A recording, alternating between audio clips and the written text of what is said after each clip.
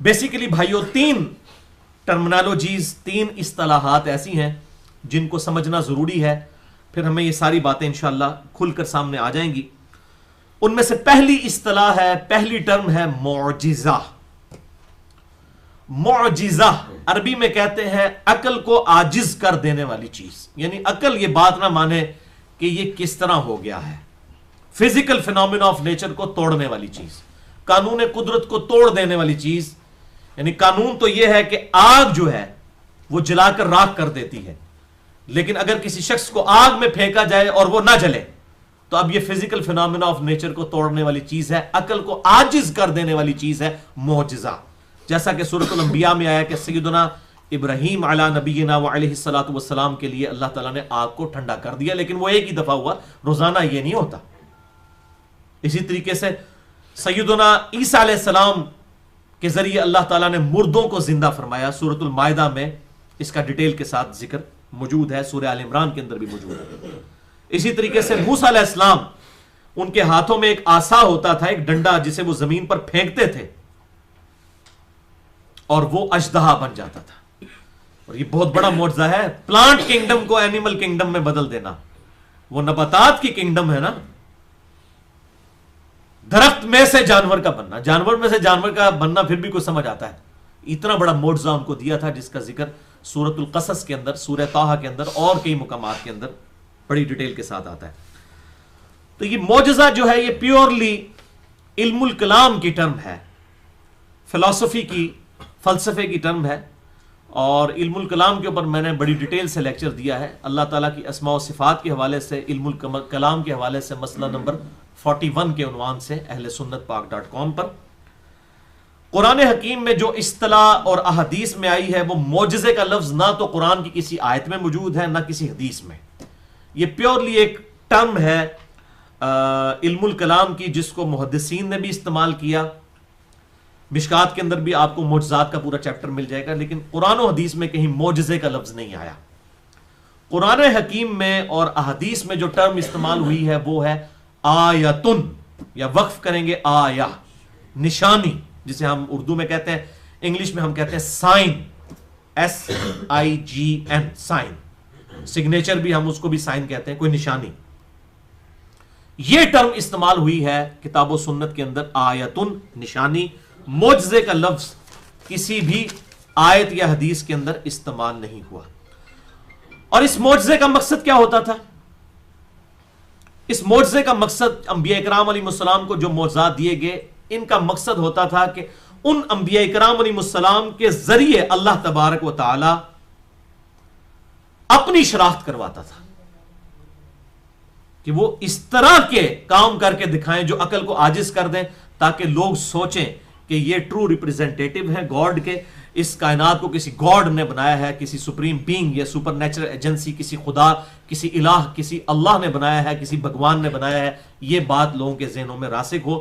انبیاء کرام علیہ السلام کے ذریعے اس طریقے سے معجزات عطا فرمائے جاتے تھے۔ اب معجزہ جو ہے اس کا اختیار صرف اور صرف اللہ تعالیٰ کے پاس ہے۔ کوئی نبی اپنی مرضی سے کوئی معجزہ دکھا ہی نہیں سکتا، یہ امپاسبل ہے۔ یہ کوئی کمپیٹنسی نہیں ہے، جیسے کوئی ڈرائیونگ سیکھ لے پھر وہ ڈرائیونگ کرنا شروع کر دے، ایسا کوئی معاملہ نہیں کر سکتا۔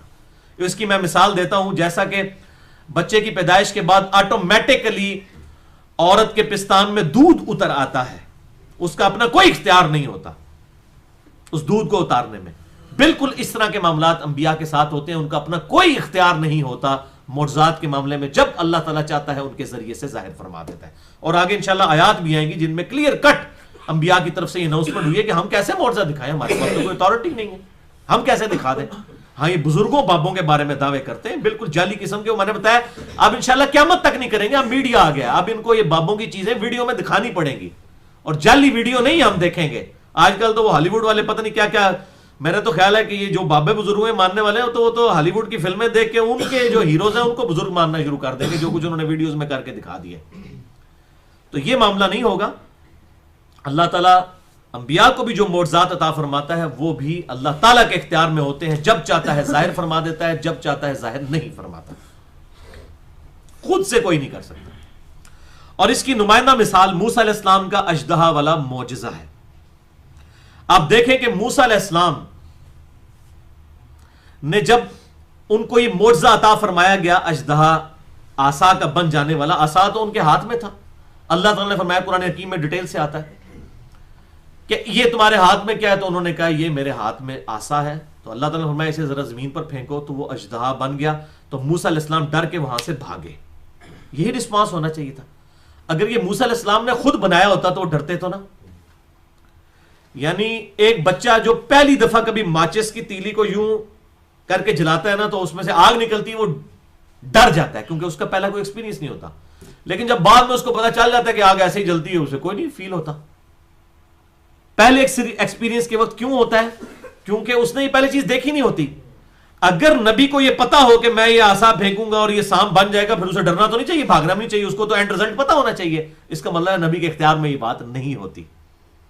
اچھا، اور موسیٰ علیہ السلام کا ایکسپیرینس صرف اس سے یہی تھا کہ یہ اژدہا بنتا ہے۔ جب فرعونی آپ کے پیچھے آئے، قرآن حکیم میں کئی جگہ یہ واقعہ آیا ہے، سمندر کے کنارے پہنچ کے ساتھیوں نے کہا مروا دیتا ہے موسیٰ علیہ السلام، اگے سمندر، اگے بھی موت ہے پیچھے بھی موت۔ اب موسیٰ علیہ السلام بھی دل میں ڈر رہے ہیں، تو اللہ تعالیٰ نے موسیٰ علیہ السلام کو وحی کی کہ یہ عصا سمندر پہ مارے۔ وہ سمندری جھیل تھی جو ان ساری جھیلوں کو اب جوڑ کے نہر سویز بنا دی گئی ہے مصر کے اندر۔ پہلے بہت بڑی بڑی سمندری جھیلیں ہوا کرتی تھی، ان کو کراس کیا جاتا تھا، وہ سارے پیچز جوڑ کے، تو اب یہ ایک بہت بڑی ایک سمجھیں کہ اکانومی کے اعتبار سے مصر کی کمائی جو ہے وہ نہر سویز سے ہے، وہ سمندری جھیل تھی۔ تو اس میں ان کو کہا گیا کہ آپ عصا ماریں۔ اگر ان کو یہ بات پہلے پتا ہوتی کہ عصا مارنے سے سمندر میں راستہ بن جائے گا تو ان کو ڈرنے کی کیا ضرورت تھی، پریشانی کی کیا ضرورت تھی؟ لیکن ان کو یہی پتا تھا کہ یہ صرف اژدہا بن سکتا ہے اور کوئی کام نہیں کر سکتا، ظاہر کر بھی نہیں سکتا تھا، اللہ تعالیٰ نے جب تک چاہے۔ وہی عصا جب سمندر پہ مارا وہ راستہ بن گیا۔ اگر انہوں نے خود بنایا ہوتا تو پہلے ہی آپ مار لیندے، تو ان کو نہیں پتا تھا کہ یہ کام بھی یہ کر سکتا ہے، اور اس کے بعد بھی کوئی اس نے اس طرح کا کام نہیں کیا، وہ اسی وقت میں ہی اللہ تعالیٰ نے اس کے اندر یہ کیپیبلٹی پیدا کر دی۔ تو معجزات بھی دو قسم کے ہوتے ہیں، ایک معجزہ وہ ہے جو انبیاء کے ساتھ اللہ تعالیٰ پرماننٹلی اٹیچ کر دیتا ہے، جو ہر وقت ان کے ساتھ رہتا ہے معجزہ، لیکن یہ چند ایک معجزات اس طرح کے ہوا کرتے ہیں، جیسا کہ داؤد علیہ السلام کے بارے میں آتا ہے سورہ سبا کی آیت نمبر 10 اور 11 میں کہ ہم نے لوہا ان کے ہاتھوں میں نرم کر لیا تھا۔ جیسا کہ یہ آٹا گوندا جاتا ہے اپنی مرضی سے، اس کی آپ پیڑا کر کے اس کی آپ روٹیاں بنا لیں، یا مٹی ہے اس کو گوند کے کوئی بھی اس سے کھلونا بنا لیں، کوئی چیز بنا لیں تو وہ گونتی ہے، اس طرح لوہے میں ہاتھ ڈالتے تھے حضرت داؤد علیہ السلام، تو اس سے زرہ بنایا کرتے تھے۔ سورہ سبا آیت نمبر 10 اور 11 میں آتا ہے، کیونکہ انہوں نے اللہ تعالیٰ سے یہ خواہش کا اظہار کیا تھا کہ میں رزق حلال کمانا چاہتا ہوں تو مجھے کوئی ہنر سکھا دے، تو اللہ تعالیٰ نے ان کو یہ ہنر سکھا دیا۔ اب مجھے بتائیں یہ ہنر وہ حضرت داؤد علیہ السلام کسی اور کو سکھا سکتے ہیں کہ ہاتھ مارے لوہے کے اندر، لوہا اتنا سخت ہے کہ وہ آٹے کی طرح؟ نہیں، یہ سیکھا جا ہی نہیں سکتا۔ یہ خاص معجزہ تھا جو حضرت داؤد علیہ السلام کو اللہ تعالیٰ نے سکھایا۔ حضرت سلیمان علیہ السلام کو پرندوں کی بولیاں سکھا دی تھی۔ تو یہ پرماننٹلی اٹیچ معجزات تھے، وہ جب بھی ہاتھ لگاتے تھے تو لوہا ان کے لیے نرم ہو جاتا تھا، جیسے مٹی گوندنے سے نرم ہو جاتی ہے، اور وہ اپنی مرضی سے اس کے ساتھ ایسا معاملہ کیا کرتے تھے۔ اسی طریقے سے ہمارے محبوب صلی اللہ علیہ وسلم کے ساتھ بھی کچھ پرماننٹلی معجزات اٹیچ تھے۔ صحیح بخاری اور صحیح مسلم کی متفق علیہ حدیث ہے کہ آپ صلی اللہ علیہ وسلم پیٹھ کے پیچھے بھی دیکھ لیا کرتے تھے، یعنی آپ یہاں پیچھے کوئی آنکھ نہیں تھی، انہی دو آنکھوں سے آپ کو 360 ڈگری کا ویژن نظر آتا تھا۔ ہم تو صرف 180 ڈگری تک بھی مشکل سے دیکھتے ہیں، آپ صلی اللہ علیہ وسلم پیچھے بھی ان دو آنکھوں کے ساتھ دیکھ لیتے تھے، اور یہ پرماننٹلی آپ کے ساتھ اٹیچ معجزہ تھا۔ آپ صلی اللہ علیہ وسلم یوں کھڑے ہوں، آپ کو پیچھے سے پتہ چل جاتا تھا کون کیا کر رہا ہے۔ اس لیے بخاری اور مسلم کی حدیث ہے کہ نماز خشوع خضوع سے پڑھا کرو، تمہارا خشوع خضوع مجھ پہ مخفی نہیں ہوتا، یعنی جب آپ صلی اللہ علیہ وسلم نماز پڑھا رہے ہوتے تھے آپ کو پیچھے نظر آ رہا ہوتا تھا کہ کیڑا کنڈی پہ کھرک کرتا ہے، ہاں، تو آپ صلی اللہ علیہ وسلم نے اس طریقے سے وہ بخاری مسلم میں حدیث آتی ہے، ایک صحابی لیٹ ہو گئے، ابو بکرہ، ایک ہے ابو بکر، ایک ہے ابو بکرہ رضی اللہ تعالیٰ عنہ، تو وہ آپ صلی اللہ علیہ وسلم کے ساتھ پیچھے سے ہی رکوع میں چلتے ہوئے آ کے ملے اور شامل ہو گئے۔ آپ صلی اللہ علیہ وسلم نے سلام پھیر کر فرمایا کہ میں نے تمہارا نماز میں شوق دیکھا۔ تو کیسے دیکھ لیا آپ نے؟ کوئی شیشہ لگا ہوا تھا سامنے، کوئی ویڈیو چل رہی تھی، آپ کو پیچھے نظر آ رہا تھا کیڑا کیڑا نمازی لیٹ آ رہا ہے، یہ بھی پتہ پہ لگتا ہے۔ تو آپ نے فرمایا کہ آندہ اس طرح نہ کرنا۔ اسی طریقے سے بخاری اور مسلم میں آتا ہے آپ صلی اللہ علیہ وسلم کے پسینہ مبارک سے خوشبو آیا کرتی تھی، اور صحیح مسلم میں آتا ہے کہ صحابہ کرام علیہم رضوان اس پسینے کو عطر کے طور پہ استعمال کرتے تھے. میں نے اس پہ پورا لیکچر دیا ہے، مسئلہ نمبر 118. آپ صلی اللہ علیہ وسلم کے سایہ مبارک کے حوالے سے، آپ صلی اللہ علیہ وسلم کے پسینہ مبارک کے اعتبار سے، آپ صلی اللہ علیہ وسلم کے پیشاب کے اعتبار سے کیا اہل سنت کا صحیح عقیدہ ہے، صحیح بخاری، صحیح مسلم اور باقی اہل سنت کی کتابوں کی روشنی میں. مسئلہ نمبر 118 اہل سنت پاک.com پر. تو یہ پرماننٹلی اٹیچ معجزات تھے. باقی کچھ عارضی طور پر معجزات انبیاء کرام علیہ السلام کو عطا فرمائے جاتے ہیں، جیسا کہ میں نے ڈسکس کیا کہ موسیٰ علیہ السلام عصا کو جو اژدہا بنانے والا معجزہ ہے وہ تو تھا، جب وہ پھینکتے تھے بن جاتا تھا، لیکن اس عصا سے پانی میں راستہ نکلنا ہے یہ بس وہ ایک لمحے کے لیے ہوا. وہ بھی موسیٰ علیہ السلام کو خود نہیں پتا تھا، جب اللہ نے بتایا کہ یہ کر تو ہو جائے گا، بس وہ ایک لمحے کے لیے. یہ زیادہ تر معجزات اس طرح کے ہوتے ہیں جو انسٹنٹینیس عارضی طور پر ہوتے ہیں. اور ہمارے محبوب صلی اللہ علیہ وسلم کے کیس میں تو اس طرح کے کئی معجزات ہیں کہ آپ سے کوئی سوال پوچھا گیا تو آپ صلی اللہ علیہ وسلم وہی کا انتظار کرتے تھے کہ اللہ تعالیٰ مجھے بتائے گا تو پھر میں جواب دوں گا. اسی کانٹیکسٹ میں سورہ یوسف بھی نازل ہوئی، سورۃ الکہف بھی نازل ہوئی، جس کے اندر وہ سارے واقعات آپ صلی اللہ علیہ وسلم کو بتائے گئے جو کہ آپ صلی اللہ علیہ وسلم سے پوچھے جاتے تھے. اور اس کا کلائمیکس ہے وہ بخاری اور مسلم کی متفق علیہ حدیث کہ آپ صلی اللہ علیہ وسلم فرماتے ہیں جب میں معراج سے واپس آیا تو کافروں نے میری تکذیب کی اور میں اتنا پریشان ہوا. کافروں نے مجھ سے ایسے سوالات پوچھے کہ مجھے جوابات نہیں ان کے آتے تھے. یار ایک شخص ایک رات کے لیے گیا ہے ایک جگہ پر، اب اس سے پوچھ رہے ہیں کہ بیت المقدس کے دروازے کتنے ہیں، بیت المقدس کی سیڑھیاں کتنی ہیں، اس کے باہر کے دروازوں کا کلر کیا ہے، اندر سے کیا کلر ہے. میں یہ اکیڈمی کی سیڑھیاں پچھلے 5 سال سے چڑھ رہا ہوں، آپ بھی مجھ سے آج پوچھیں کتنی سیڑھیاں تو میں نہیں بتا سکتا. تو اس طرح کے سوال جب پوچھے تو بخاری اور مسلم کے الفاظ ہیں میں اتنا پریشان ہوا کہ میں آج سے پہلے نہیں ہوا تھا کہ میں ان کے جواب نہیں دے پاؤں گا تو یہ میری تکذیب کریں گے. تو میں حتیم پہ کھڑا ہوا تو اللہ تعالیٰ نے بیت المقدس کو اٹھا کے میری نگاہوں کے سامنے کر دیا. وہ جو کچھ پوچھتے جاتے تھے میں دیکھ کر اس وقت بتاتا جاتا تھا.